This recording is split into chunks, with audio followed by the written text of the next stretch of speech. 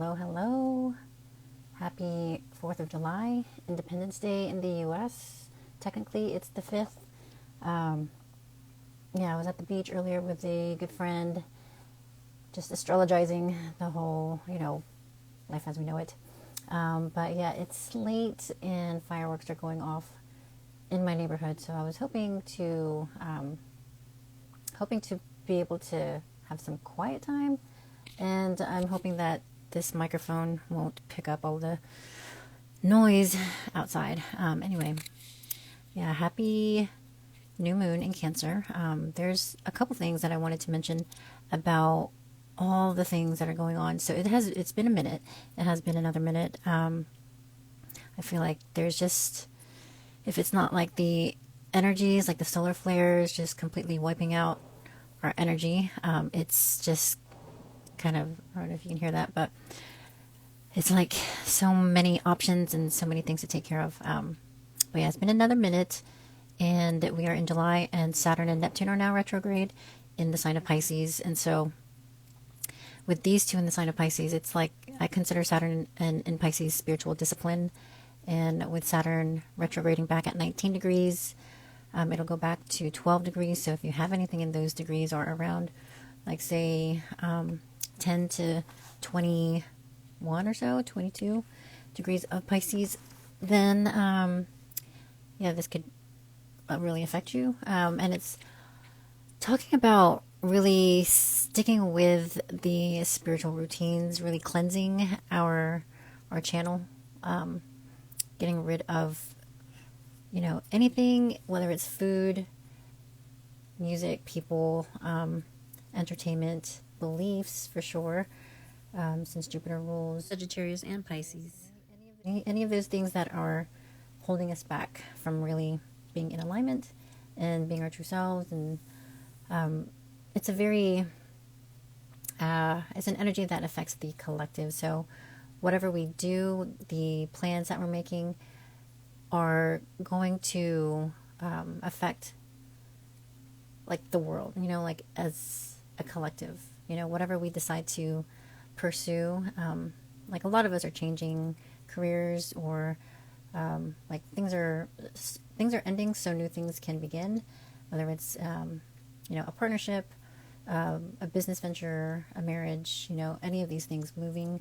And so the next new thing that we are either deciding on or are pursuing, it's got to be in alignment with our true self, our true calling, and all of our purposes. Every one of us has a purpose that serves the collective, and it's just a matter of clearing the debris, the distractions, to be able to really receive those messages and remember. This is really a time of remembering why we are here, and like not being afraid of sharing our skills and our talents. And with Mercury in Leo now, it's really asking us, giving us a stage to really be bold with our decisions.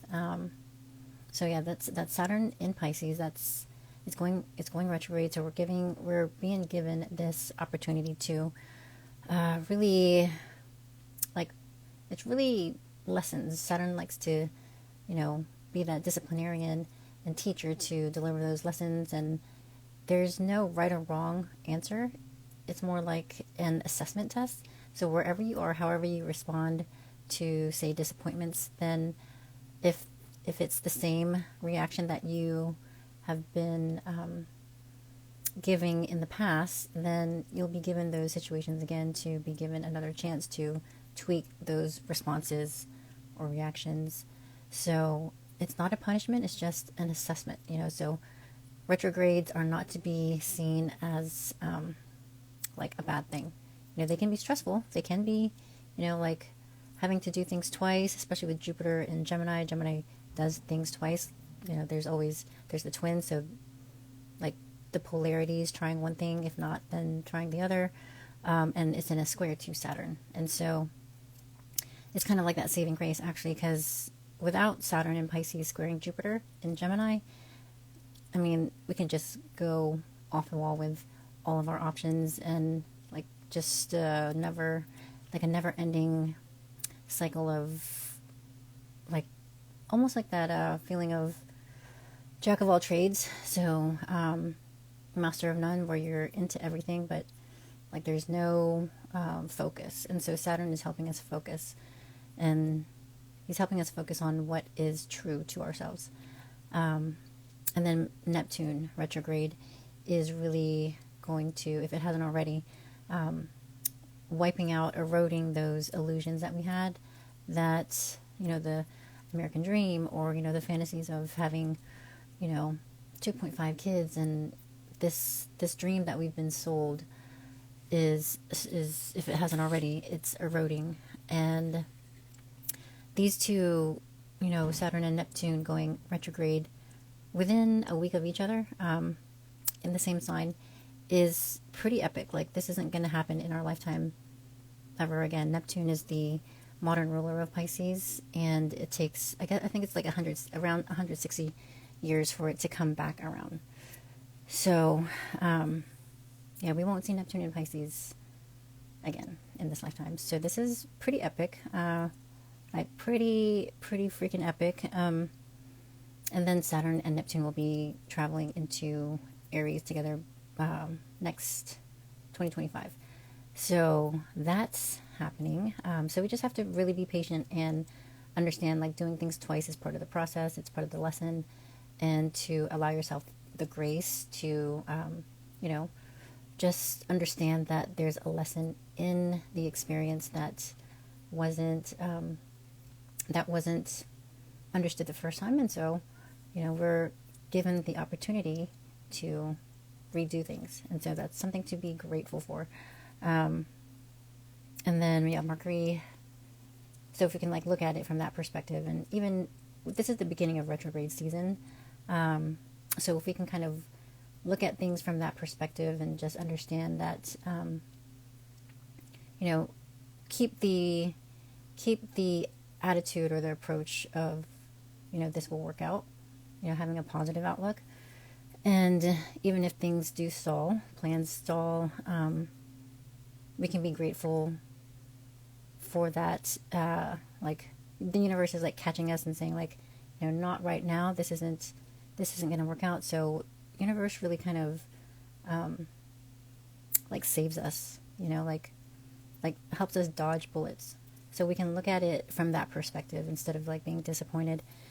And, it's natural, like, especially if we put a lot of time and effort into something, but the universe just wants us to trust a whole lot more. And if we can come from that perspective, then we will be better off.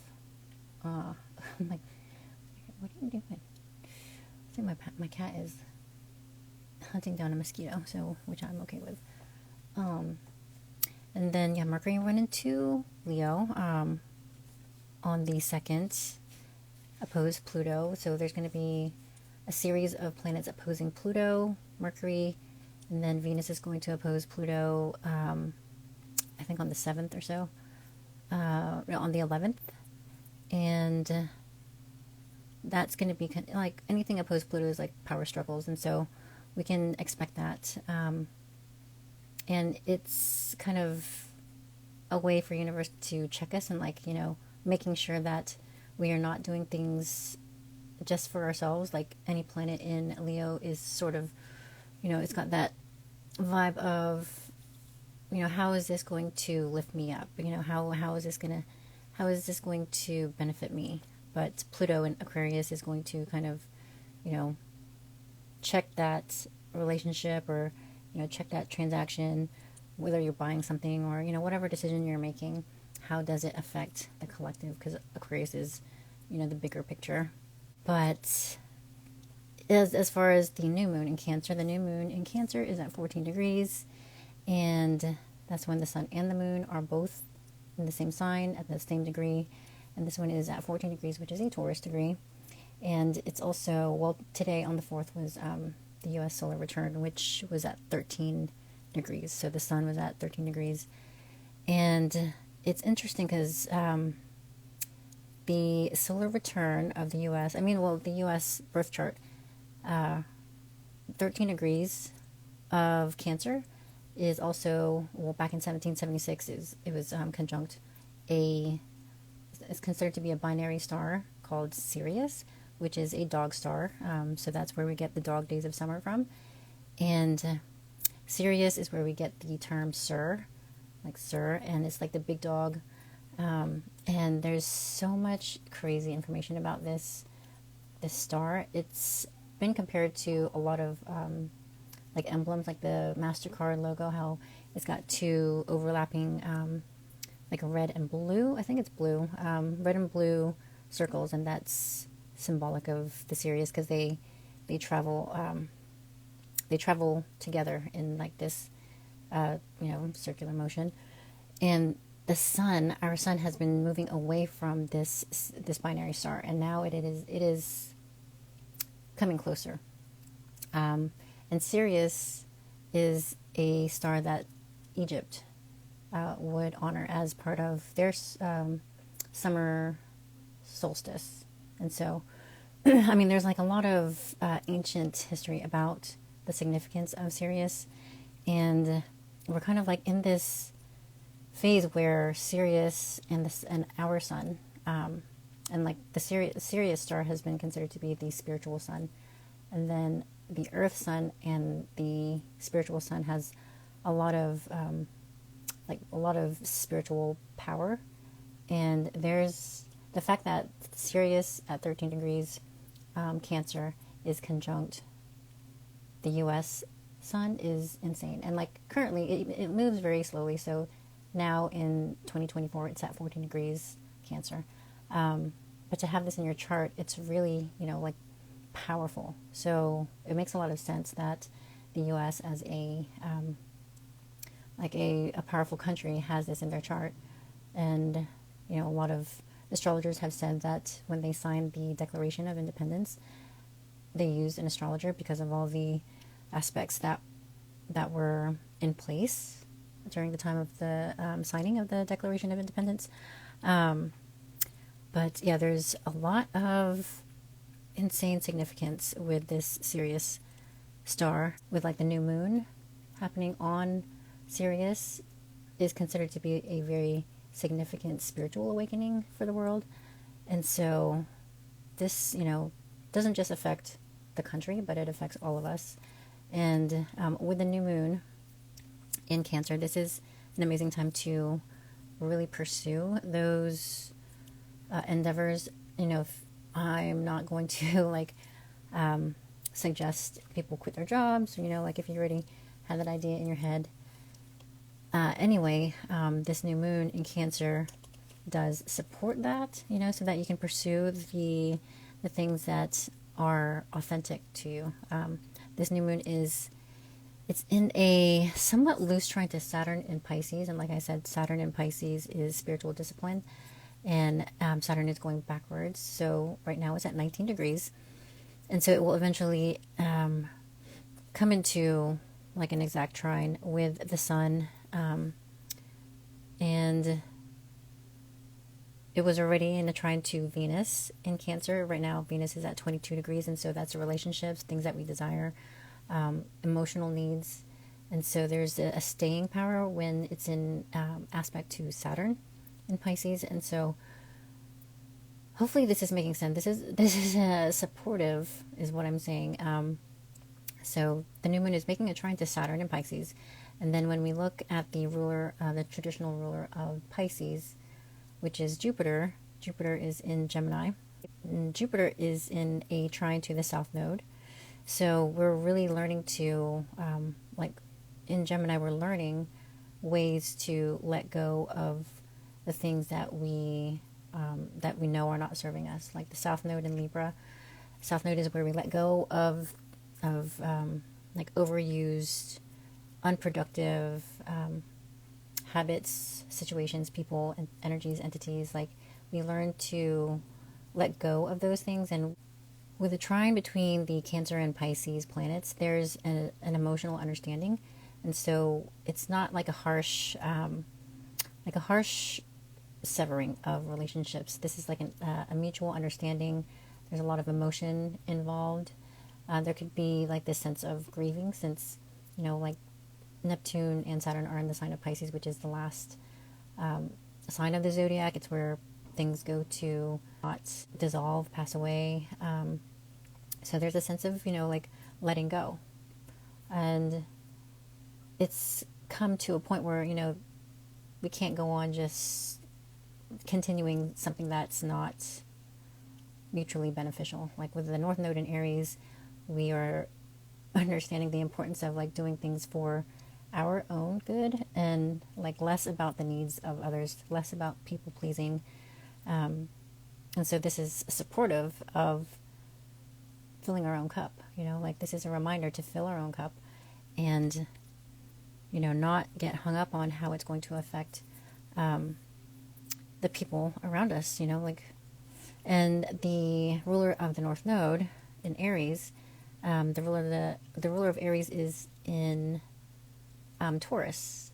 Taurus is at 19 degrees as well, and 19 is connected to relationships, because if you go around the wheel, like as far as degree theory, if you go around the wheel enough times, you end up back at Libra when you count to 19. So that's connected to relationships and comparing ourselves to others. And it's in the sign of Taurus. It's in a friendly, cooperative aspect to Saturn. So Saturn and Mars are working together to be able to make those changes. Because we're, with Saturn and Pisces, there could be this rethinking. Like we're kind of like it's that feeling of having to reassemble or redo our flowchart. Just kind of like, I don't want to say going back to the drawing board, but really reassessing our plans. And in a sextile to Mars, we're getting rid of what is no longer needed, and we're pursuing those things that make us feel stable and secure. And we're really feeling into our body and seeing how that works for us is in Taurus at 19 degrees. And so we're really pursuing those things that feel right in our body and what makes us feel secure. But it is within like seven or so degrees of Uranus, which is the planet of sudden events, unexpected epiphanies, disruptions. And Uranus is designed to shake things out of stagnation. And so if there's something that we've been holding on to and things that we know need to, fall apart, Uranus is going to take care of that. And with Mars approaching Uranus, this is going to be like this, if you haven't already made decisions to change something about a stagnant situation or relationship or, whatever it might be, then Mars and Uranus, that combined energy is going to really shake things up. Mars is the ruler of Aries as well as Scorpio. It can be impulsive. It, shoots from the hip. And it is willful and aggressive. And in the sign of Taurus, it can be, this is in our reality. This could be a physical thing. Knock on wood, like hopefully it's not going to be anything so catastrophic that we can't handle it. So whatever transpires is in our best interest, and it's meant to move us forward. So that's like a perspective that we just have to keep in mind. But in relation, so there was a connection with this new moon and the U.S. solar return or the U.S. chart. So with Sirius at 14 degrees, currently at 14 degrees Cancer, and the nodes are in Aries and Libra, so those are all cardinal signs. The nodes are currently at 10 degrees, so it's 4 degrees away from Sirius, and so it's still within this T-square configuration. So the T-square with Sirius and the Sun and the new moon in a square to the nodes is like a crossroads energy. So, we can go toward Aries, toward the North Node, and lean into the independence and self-reliance and letting go of the Libra energies of codependence. And there's been so much, and I love it because, like, I feel like more people are becoming more aware of the reliance on, powers that currently are, have proven to be toxic. And so we're releasing the fear of having to rely on them, So with this square from Sirius, like the big dog, like it's like protective energy as well. And this is conjunct the sun, the moon, Venus has already passed through Sirius. And this energy is like giving us a choice point of being more self-reliant and just, like being brave and courageous and going for it. And also the Cancer energies are in a trine to Saturn, which is spiritual discipline. And so with these energies at play, I feel like it's, allowing us to really come into this collective energy and kind of visualize this more independent future, like the new Earth asks us to. It's like talking to our future selves, or like being in connection to our future selves, where we are energetically seeing a future of independence, where we are releasing, like cutting the umbilical cord from governments, like whatever codependent relationship there is, and that energy is really powerful. And if we can, as a collective, lean into that and see a future where we are able to like really come into our own and share our gifts, without any shame or embarrassment or worry, like we might, like a lot of us probably have responsibilities and kids, and how are we gonna feed our kids or pay our bills? There's going to be a system that will be put in place where the old system of having to be in such a fearful state, how am I going to pay for food, how am I going to feed my kids, that system is going to die off. And we have to trust that this new system is going to be implemented where we won't have to worry about shit like that anymore. We're not going to be at anyone else's mercy. Like we've been steeped in this system of believing that we owe so much to the people that's that stole land from indigenous people. And like, I mean, it's such a can of worms, or like that's a whole nother topic. But like, just knowing that Saturn in Pisces, Saturn is also karma, and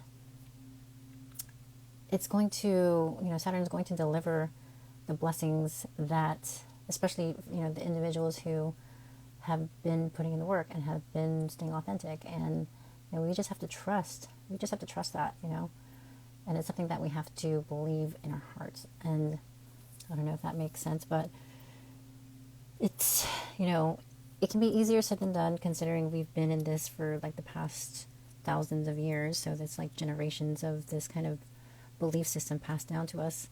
But that's why we're here. We're here to break those generational curses and the ancestral karma. I mean, these are huge shifts that's happening. All the outer planets moving into new signs. Like Neptune doesn't change signs. Like it stays in one sign for like, I think it moved in, the Neptune was in Pisces in 2011, or was that Pluto? Like all these outer planets, Neptune, Pluto, Jupiter, Jupiter changes signs like about a year and a half or so. But yeah, Uranus is about to move into Gemini. Like all these shifts are happening, and we have to be open and optimistic about it, because this is like letting go of a system that has not been working for us. It's the entropy that we don't want. And if we can like stay in that mindset, then this is definitely something we can legitimately create, like we are co-creating the new earth. So hopefully that all made sense. I know it was kind of scattered all over the place, but essentially this new moon in Cancer is something that we have to really feel into. Like Cancer is all about the home and like protection of the lineage, you know, ancestral ties, family. And so starting something new with this new moon where it is going to preserve your integrity, you know, like it'll let you be more in alignment with who you really are. Like these energies are right for that kind of endeavor. So, and it's something that will benefit the collective. Like it'll be these ripples of, like ripples of optimism. The new moon. Yeah, and Venus, so Venus is also in Cancer, not far from the new moon. And Venus is what we attract. So we'll have the power to magnetize what we have in our heart, what we have our heart set on. And with the South Node being in Libra, and Libra being ruled by Venus, this is something that we can, that will help us make room for what is to come. So yeah, the South Node being like the energy of releasing and letting things go. So we're making space for new energy that aligns with us, energy that is going to help us move forward. So really getting rid of those, even like physical items, you know, like those vintage items that we don't even engage with and we are holding on to because of sentimental value. But if you're not even in connection with those people that, you know, pass these heirlooms down to you, then it's time to release those energies, those items, because items, like things, hold energy.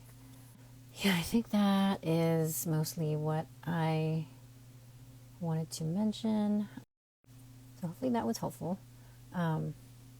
Hopefully that made sense, and hopefully you guys stay safe out there, whatever is going on.